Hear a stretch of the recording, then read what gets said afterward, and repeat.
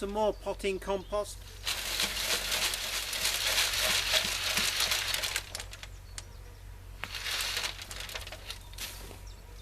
Right, there's a quote which goes like this: I'm going to speak my mind, so it won't take very long. But as you know, when I start to speak my mind, we go off on tangents and we end up telling stories and things like that. So this is part 6 of Home Life in Lockdown, and I hope you enjoy it.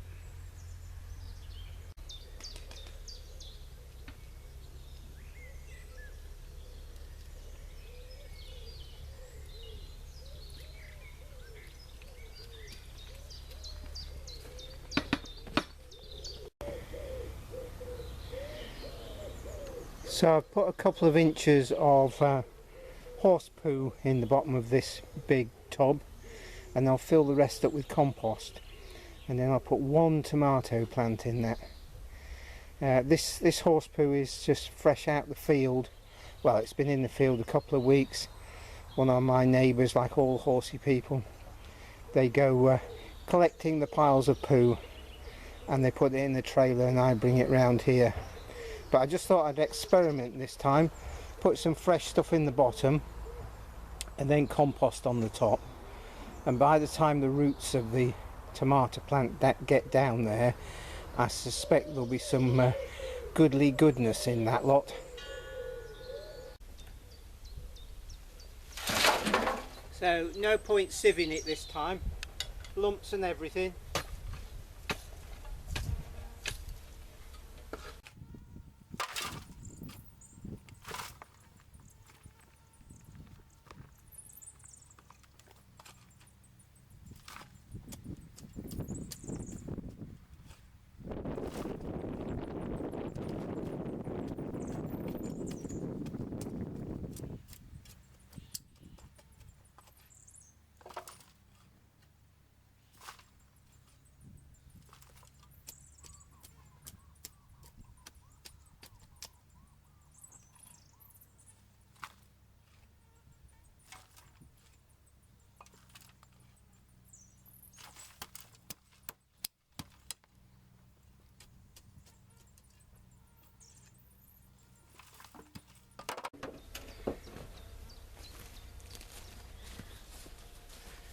Now then, tomatoes are one of those plants, like the brassicas.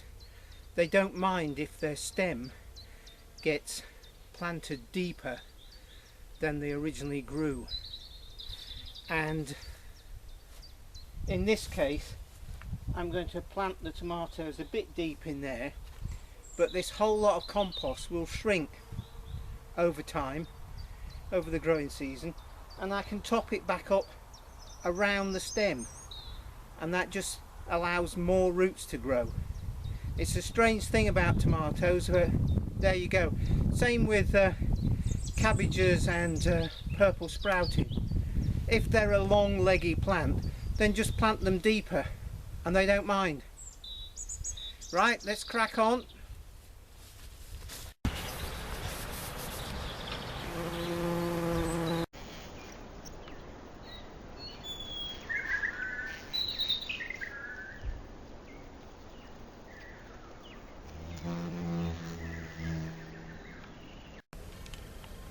So I've transplanted a lot of the alders.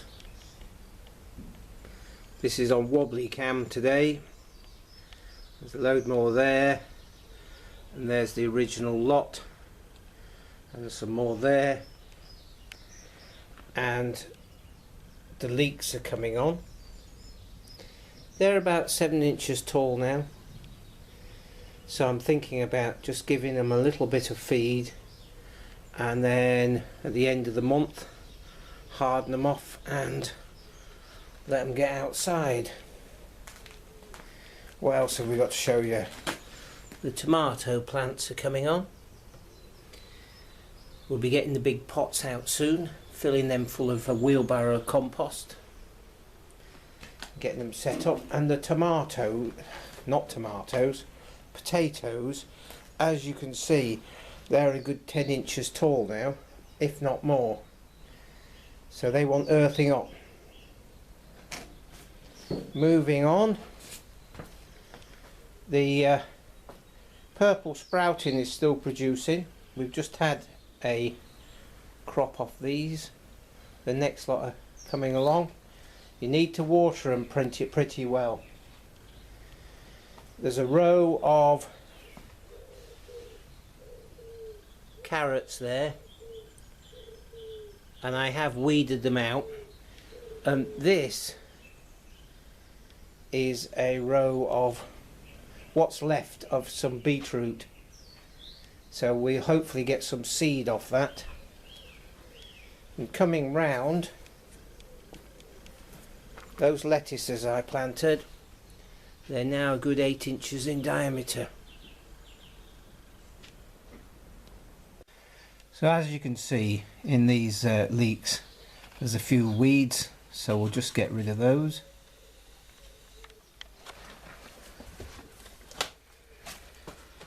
So that quote earlier on, I'm not sure where it comes from. So anybody knows, I'd appreciate that.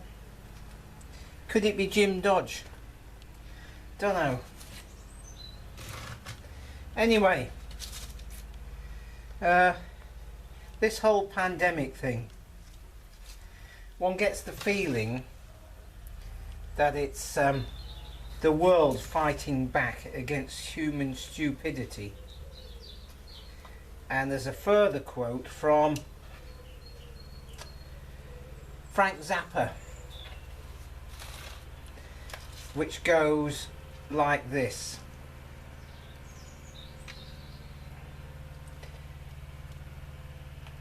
many scientists think that the most common element in the universe is hydrogen, but I think it's stupidity because there's more of it. So there you go, that's a quote from Mr. Frank Zappa. So in the past, as I've already said in some of my other videos, I think on the resilience video, that I've had times when just in amongst everything else there's no work, and I've never bothered about it because I've always taken precautions.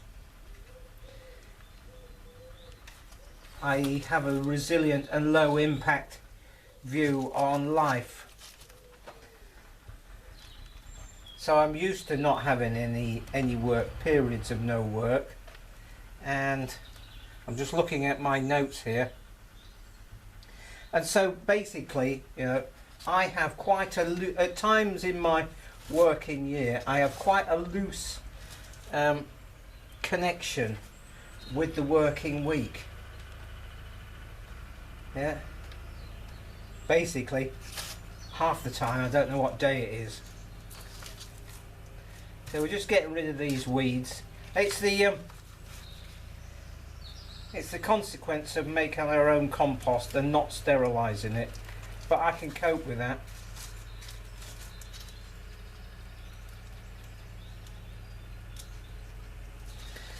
Anyway, not being connected directly to what day of the week it is tends to make life somewhat more natural. And it's a free form way of taking things as it comes, and it does promote a more relaxed attitude to things. So you have a minimal influence from the world outside, and I'm tending to ignore all the monkey chatter on the whatever media is around at the time. You know, it's in their interest to create dissatisfaction, to create worry, constantly churning over the same bit of news day in, day out. Yeah, it's just it's not helpful, is it? But you must try and keep a positive view of things and a positive outlook.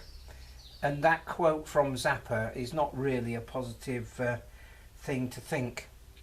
So I am reminded of something that Castaneda, in one of his books, the character there was warning against crappy thoughts. You know, they can pollute your mind. So and Ralphie in his Fitter Philosophy was talking about having a positive view of things. Positive view means that you're not scared. You're not unduly concerned with your negative.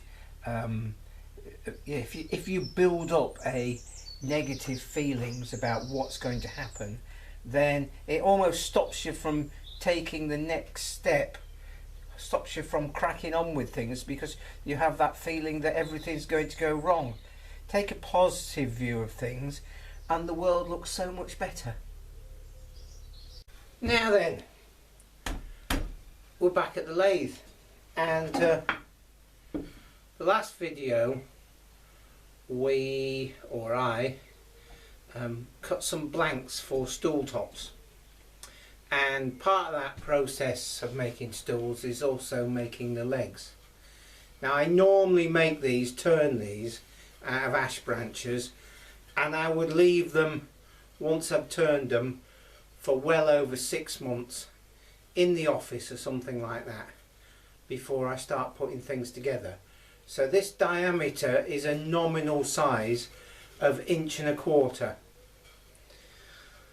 just slightly over, because of course it will shrink, and the idea of leaving them in the office for 6 months or more is to allow them to shrink.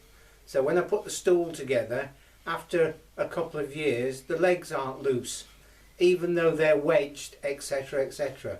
So what I thought I'd do is, when I'm around and about, if I come across a piece of ash about the right diameter, I'll cut it to a nominal length and bring it home, or cut it out of bits of top or whatnot whilst I'm doing work at home. So I'm going to cut a piece of this to the right length, stick it in the lathe and show you how we get on. Okay, so I've cut this to length and then fit this end just nominally in the middle.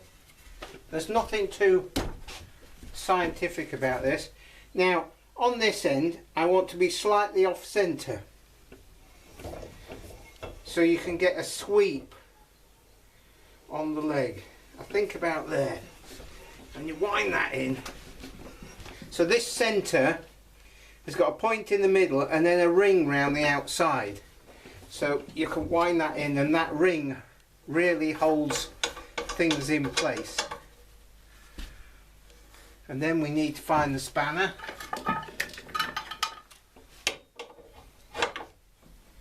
There we go. So that's grand. Now I only want to turn about this much of this end. So this lot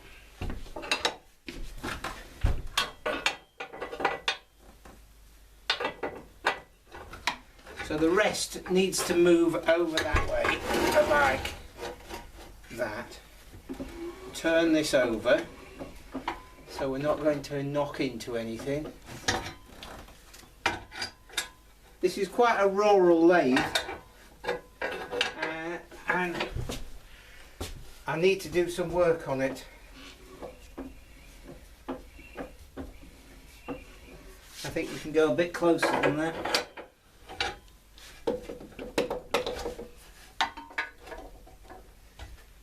That'll do.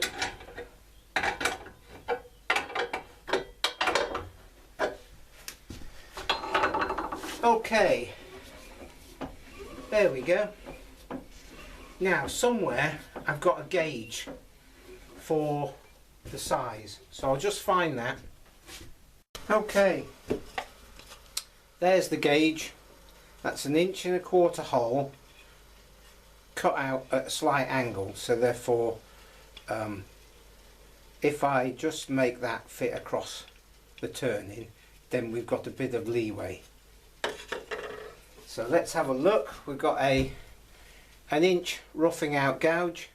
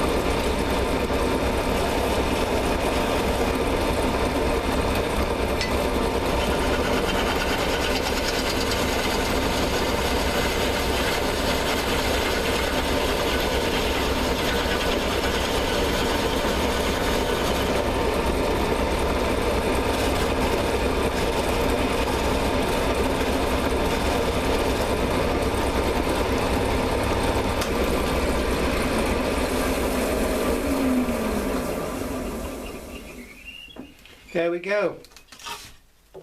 See, that doesn't quite go all the way, so we can allow for shrinkage, and that's good enough really.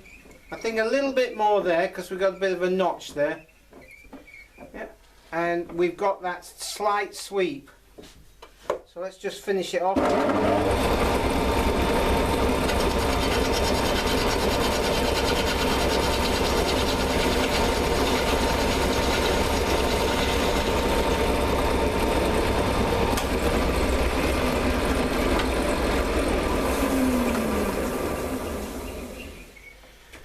Right, that can now dry. Now on the previous videos you will have seen me use a long cornered chisel. Now for those who are keen on engineering and whatnot, you would realise that that corner going in there, right, equal and opposite reaction, it comes back and gets you. So you must only use a long cornered chisel like that. So it runs on this back bevel and you can just adjust the angle, but you keep that corner well away.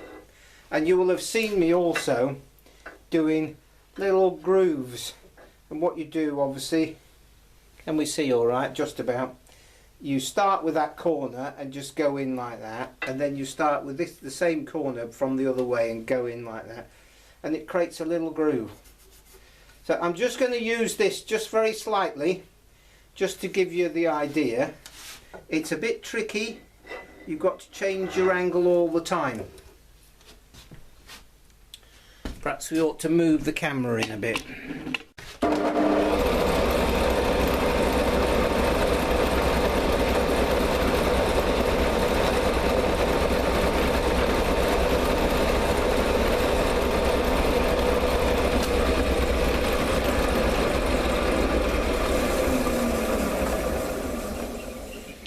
And this long cornered chisel is just to smooth things out, just takes the tops off things.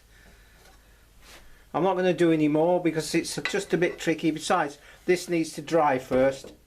This has probably been cut about 3 or 4 months ago, and it's been sat in the shed, and as I've said before, ash, especially small diameter ash like this, with the bark intact, will hold the moisture in. So we'll crack on with other things. So what I wanted to do with this lathe, because we've got this very heavy duty 2 bits of timber which are something like 6x4, planed up years and years ago, all bolted together on a a stand like that. That's mortised together down the bottom there, and then these rails put on later on to take that motor. Now that motor is really quite a beast. It's 2 horsepower, which is too big for this really, or doesn't need to be that big, but it's a polar inductor motor, so there's no capacitor, and you have brushes on the end of an armature, even though it's an AC motor, and those brushes opposite each other, I think, though I might be wrong, are wired into each other. So effectively when you start the motor, what happens is a current is induced in the windings of the armature, which then create magnets, which means that the motor starts. So there you go, and it's heavy. That came out of a scrapyard donkeys years ago. I've got 2 of them. There's one on this and one on my compressor. Anyway, enough of that. Where did they come from? Let's just zoom in just for interest's sake. There we go. That dates it. Thames Water Authority. That's pre-Maggie Thatcher and her vicious axe. This wire's starting to move again. You can hardly see what it says there.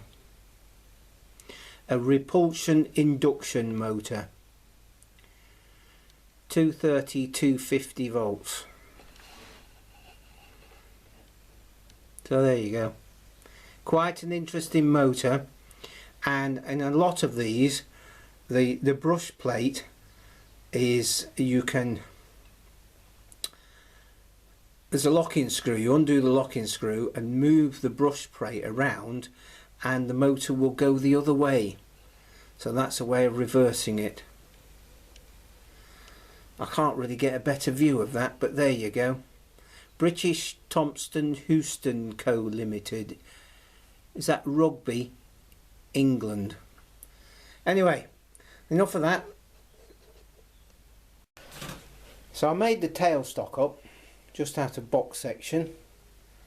Looks like 1.5" box section on a big lump of steel plate and a bit of inch thready bar. And as I've said, that the head there has got bearings in it, so it's a live centre effectively, which is great. And then we've got a 3-phase motor with a 3-jaw chuck on it, and with like a lot of these 3-phase motors, there was a fan on the back, so I've taken the fan off and put a pulley on there. So effectively all that is a set of bearings in a heavy cast lump. Perfect for the job. And that was mounted on this block of timber with a shim under it to level it up. Well, it's not perfect. It's good enough, right? But it's not perfect because what tends to happen is it tends to move that way a bit, so it's not quite in line with the bed. So what I propose to do is a couple of lumps of angle iron. We're still in shot, we are. A couple of lumps of angle iron on there, 2-inch angle iron, something like that, and then 4 posts coming up, and then some more angle iron, but the other way round, so the web is facing up, so this motor plate can fit in those webs and be bolted down. So it's locked onto the bed, and it's locked, the motor's locked on, and although the motor plate finishes there, the angle iron for the frame on the base can come out to about here, rounding the corners off, and it can be screwed down. So that's locked onto the base, and it is screwed here so that the forces of the tailstock pushing that way are resisted here, not back there. And then this is in between 2 lumps of angle iron, so it can't pivot again, so it's in line with the main bed rather than gradually sort of moving round. Hopefully that'll make a better job of it.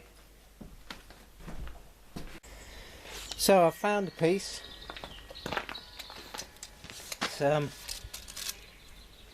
40mm by 3mm, and we want twice times 14, so we've got plenty there. Got a longer piece, but might as well use a shorter piece, then I've still got the longer piece. And I was thinking about what I said earlier on about crappy thoughts, and crappy thoughts really start when you either feel that you're much better than or are offended by other people or their actions. And it's all about self-importance, and feeling too self-important is just a bad trap to be in. It's like a lot of these celebrities, they think they're brilliant, but then they go, yes, this is the perfect toothpaste for me, and they're just advertising, and they're saying downright lies, really. Anyway, enough of that. That battery, you know, the battery I was ranting about, and I thought it might come back. Well, I charged it for 4 days at about 10 amps, and we weren't getting anywhere. And then I thought, right, okay, and I got some heavy duty jump leads, and I put it across 24 volts of the big battery pack, and by golly, did that make it fizz. So it was smoking and all sorts of things, and bubbling like mad. And I just thought, well, we shall see if we can break something up, break some of the sulfate up and get it moving on. But no, it's holding about 0.9 of a volt, but it won't. As soon as you take it off charge, it won't go. It won't hold that. And if you put it on a heavy charge, the voltage rises to about 5 volts. So it's just not accepting anything. There's a point where you just have to realise, and this is a quote from Viv Stanchel, sometimes you just can't win. So let's crack on with this project where we know we might be getting somewhere. So I thought, let's get Uncle Harold's homemade power hacksaw out for this job. I've set this to about the right. We need a bit of chalk. And not pink. Yellow will do. Why not pink? Because I can't see it very well.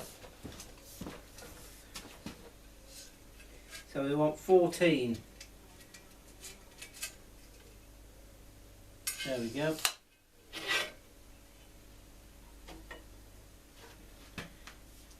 So where are we? Out there.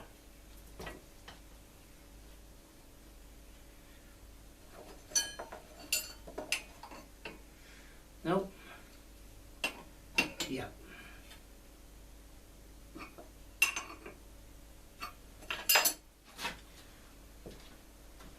Okay.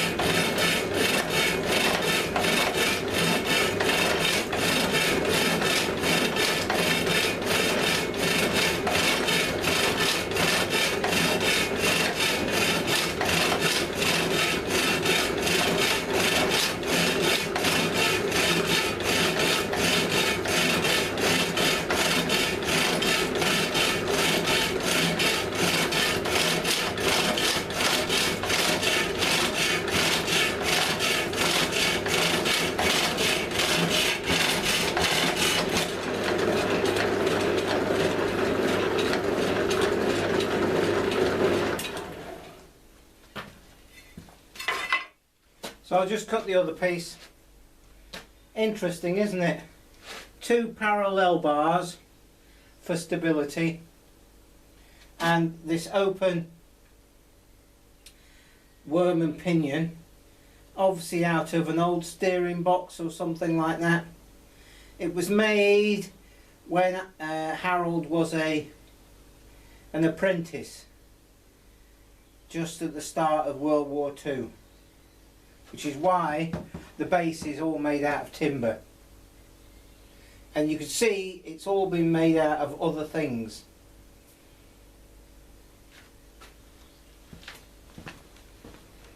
So just a bit of an update here. There's the potatoes, and the first couple of rows have been earthed up. I watered the bottom of the trench before I earthed them up, gave them a good soak down the bottom first, and secondly, just coming round, where are we? There we are. I've put a couple of tomatoes in some of these tubs, in a bit of depression in the centre there, and they should grow on really well in there. And one last thing, just over here, we'll just move the camera. This, where are we? There we are. You see that little star thing there? There's one there, and there's one there, and there's another one in the pot. They are Monterey cypress. There was somebody on YouTube, I can't remember, I'd have to research it again, but they said take your Monterey cypress, damp the seed down, put them in wet tissue and put them in the fridge for 2 or 3 weeks. So that's what I did, and they're starting to germinate. So that's nice, isn't it? Though not a very good germination percentage. I'll probably put 20 seeds in there, but it's early days yet. So hopefully you've enjoyed this video. What you see here is the end of a whole series of choices that stretch back, I don't know, at least 40 years. Yeah, and it's choices in a direction, a path with a heart. So if you haven't already done so, please subscribe. I'd love to hear your comments.